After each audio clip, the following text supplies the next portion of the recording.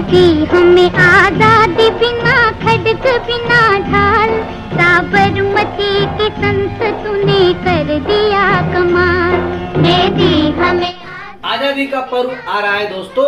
बिना ढाल तलवार वाले साबरमती के संत से तो आप परिचित हैं, किंतु आज बात करेंगे कुछ अन्य वीरों की। इन वीरों को लगा कि मात्र चरखा चलाने से अंग्रेज भारत नहीं छोड़ेंगे। उन्होंने ढाल तलवार से आगे बढ़कर बंदूक तोप चलाई अंग्रेजों पर। उन्होंने जनता से अपील की, तुम मुझे खून दो, मैं तुम्हें आजादी दूंगा। आईएनए आजाद हिंद सेना का गठन जापान के सहयोग से सितंबर 1942 को हुआ। इसकी कमान सर्वप्रथम मोहन सिंह, फिर रास बिहारी और अंततः सुभाष बाबू ने संभाली। आईएनए ने ब्रिटिश सेना से बर्मा, कोहिमा और इम्फाल में लोहा लिया।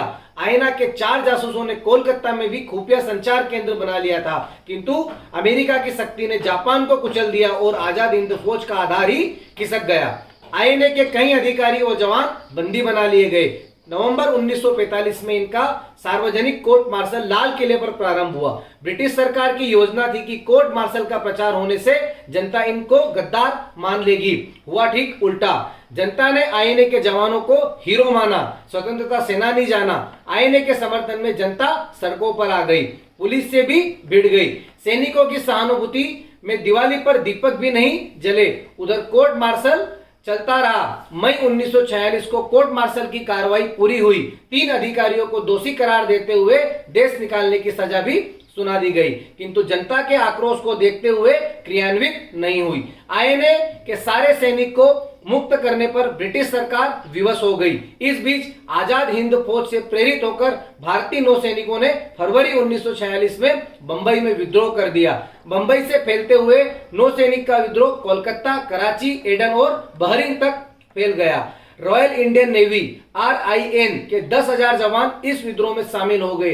उनके पास 55 जहाज थे। बंबई में लगभग 1 लाख जनता सड़कों पर उतर आई। आगजनी तोड़फोड़ भी हुई। प्रशासन ने गोलियां चलाई। 400 लोग मारे गए। आजाद हिंद फौज और RIN के विद्रोहियों को मिले जन समर्थन से सरकार हिल गई।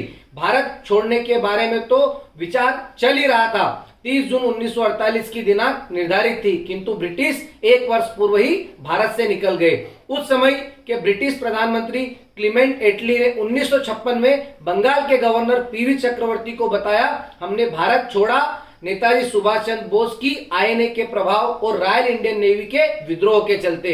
1942 के भारत छोड़ो आंदोलन का तो कुछ प्रभाव ही नहीं था। आपके घर में कोई जबरन घुसकर कब्जा करेगा तो आप कौन सा तरीका अपनाएंगे, गांधी जी का या सुभाष बाबू का? कमेंट सेक्शन में अवश्य बताएं।